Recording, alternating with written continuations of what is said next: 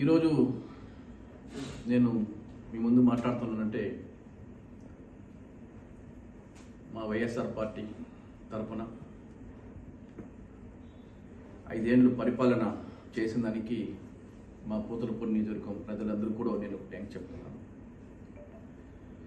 ఈరోజు నేను ఇంత కష్టపడి ఒక దళితుగా పుట్టి ఎక్కడో చిత్తూరు మండలంలో పెరిగి పూతలపూడి నియోజకవర్గంలో ఎమ్మెల్యేగా అయ్యి ఈరోజు నేను మంచి కార్యక్రమం చేసి మా ముఖ్యమంత్రి గారికి ఒక మంచి ఎమ్మెల్యేగా నేను చేసినాను.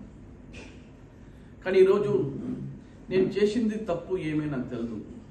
కానీ ఈరోజు మాకు సీటు కేటాయిస్తలేదు అని చెప్తున్నారు. మా తప్పు ఏముండదని కూడా ఆయన ఒకసారి తెలియజేస్తున్నారు.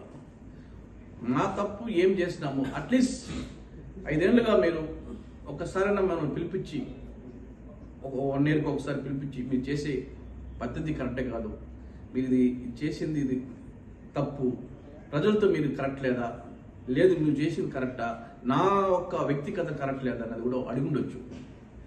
5 ఏళ్ళుగా గడప గడప తిరగమన్నారు, 5 ఏళ్ళ గడప గడప తిరిగినాను. సీఎం గారు అనౌన్స్మెంట్ చేయకముందే దాదాపు నేను 5 నెలలకు ముందే నేను చేస్తాను అనమాట. మళ్ళీ అనౌన్స్మెంట్ చేసిన తర్వాత మళ్ళీ నేను 1.5 ఇయర్గా నేను గడప గడప చేస్తాను. చిత్తూరు జిల్లాలో నేను చేయకుండా ఎవరు చేయకుండా అన్నీ పూర్తి చేసినాను అనమాట. చేసి సీఎం గారేమో మీరు గడప గడప చేయండి నేను చూసుకుంటున్నారు. ఈరోజు చూస్తేమో మీ పర్ఫార్మెన్స్ బాగాలేదు, మీ సర్వే బాగాలేదు అంటున్నారు. ఇది ఎక్కడి నుంచి ఎక్కడికి కరెక్టా ఇది కూడా మాకు అర్థం కలగచ్చేసి. అంటే మీకు దళితులు అంటే ఎంతవరకు కరెక్ట్ అనేది కూడా కొంచెం ఆలోచించండి. అంటే ఈరోజు పూతలపట్టు నియోజకవర్గంలో దళితులు ఎక్కువ ఓటు శాతం ఎక్కువ ఉండాలి. దాదాపు 80,000 ఓట్లు దళితులు ఉండాలి. బీసీలు 60,000 ఓట్లు ఉండాలి. ఇప్పుడు ఈరోజు మీరు సర్వే బాగలేదు, మీకు వ్యతిరేకం ఉన్నది. వ్యతిరేకం ఉన్నప్పుడు మా ప్రజలంతా పిలవండి, పిలిచి మాట్లాడండి. వ్యక్తిగతం ఏమున్నది, ఎమ్మెల్యేకి మీకు ఏమైనా ప్రాబ్లం అయింది అనేది చాలా మంది నాయకులు ఉన్నారు, మా కోసం కష్టపడ్డలు ఉన్నారు. మాతో 5 ఏళ్ళుగా కాలంతో పాటు మేము నడిచినాం. వచ్చేసి నాకు ఉండే నమ్మకం మీద నన్ను ఇంతవరకు నన్ను నడిపించినారు. కానీ ఈరోజు ఒక్కో రోజుల్లో వచ్చి మీరు మీ పర్ఫార్మెన్స్ బాగాలేదు, మీ సర్వే బాగాలేదంటే సర్వే చేసింది ఎక్కడ సర్వే చేసినారు? ఐబ్యాక్ సర్వే అంటే కరెక్టా? ఏ రోజులో ఐబ్యాక్ సర్వే అనేది మీరు ఆలోచించవచ్చు. డబ్బులు ఇస్తే ఏమైనా చేస్తారు ఐబ్యాక్ వాళ్ళు వచ్చేసి. ఎంతవరకు ఎవరికి రాస్తారు, ఎవరు తలరత్త మార్చేస్తారు. అంటే లాస్ట్ ఎలక్షన్కి ఐబ్యాక్ ఏమైనా మీకు ఏదైనా రిపోర్ట్ ఇచ్చినారా? మీరు మాకు నమ్మకం పెట్టి మా మీద మీరు సీట్ ఇచ్చినారు. 30,000 ఓట్లు నేను గెలిచాను వచ్చేసి.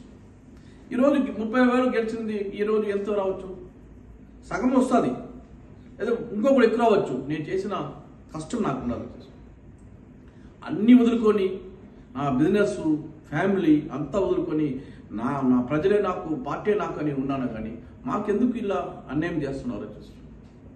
దీనికి పరిష్కారం అనేది సీఎం గారు మీరు 100% చెప్పాలి వచ్చేసి. ఎందుకంటే ఈ రోజులు మనకు దళితులకు అందుకు న్యాయం జరగలేదు, అన్ని చోట్ల మాకు ఇబ్బంది అవుతుంది వచ్చేసి. దళితులు చేసిన కర్మం ఏమి, పాపం చేసాం, ఏం పాపం చేస్తాం చెప్పాలి వచ్చేసి. అంటే దళితులకు పుట్టింది వేస్తా మేము. ఈరోజు మీరు అంటున్నారు దళితులు, ఎస్సీలు, ఓసీలు, మాకు ఎస్సీలు, బీసీలు, మైనారిటీ అంటారు. కానీ మాకు ఏం న్యాయం చేస్తున్నారు? మీరు కొంచెం దయచేసి మీరు పరిష్కరించండి.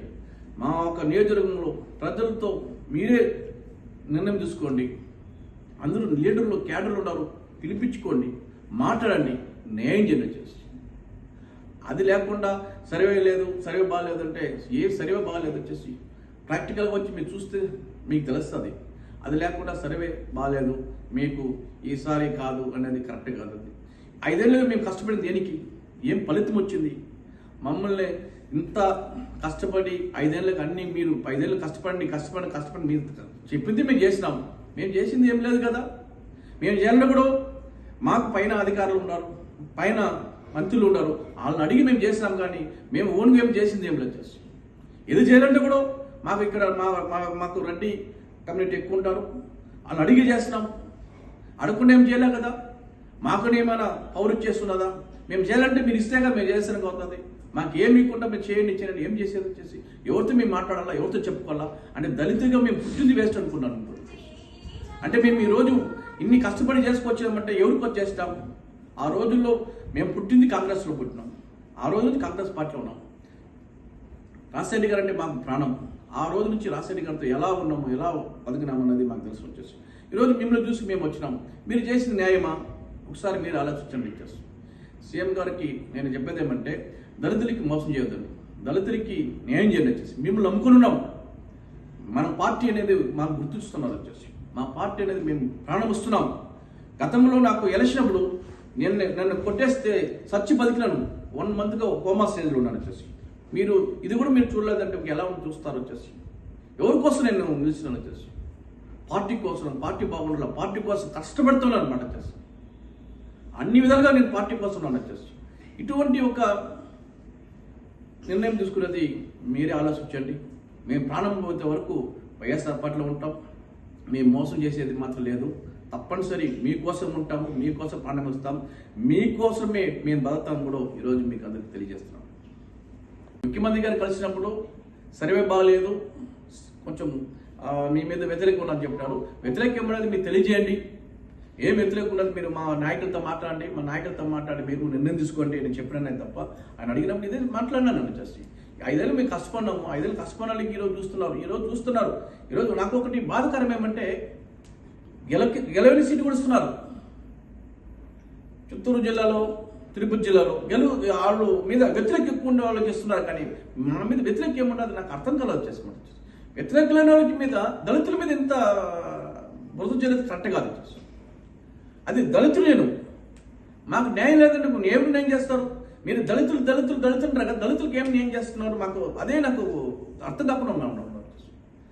ఇప్పుడు ఓసీ ఉండే చోట్ల ఎక్కడ మార్చినారా? మారలేదు. వచ్చేసి ఎక్కడ దళితులు అక్కడ మార్చున్నారు తప్ప ఓసీ ఉండే చోట్ల ఎక్కడ మార్చినారు చెప్పండి? ఒక్క చోట్ల మార్చలేదు. తిరుపతి జిల్లాలో మొత్తం ఇచ్చినారు. వచ్చేసి వ్యతిరేకంగా ఉంటే కూడా అక్కడ ఇచ్చినారు. కానీ మేము వ్యతిరేక లేకుండా చోట్ల మాకు ఇస్తున్నాం లేదంటే అది ఏ విధంగా మాకు ఓర్చుకోవాలో మాకు అర్థం కాదు. వచ్చేసి అది ఎంతవరకు న్యాయం కూడా మాకు తెలియదు. వచ్చేసి ఏం చేస్తాడో ఆయన ఏం చేయాలో ఏ విధంగా నిర్ణయం తీసుకున్నారో కూడా పార్టీ మీద నమ్ముతున్నాను. ఇప్పటి వరకు కూడా పార్టీ మీద నేను గౌరవిస్తున్నాను. పార్టీ ఏ విధంగా నిర్ణయం తీసుకుంటుందో ఆ విధంగా మేము కూడా కలుసుకుంటాం.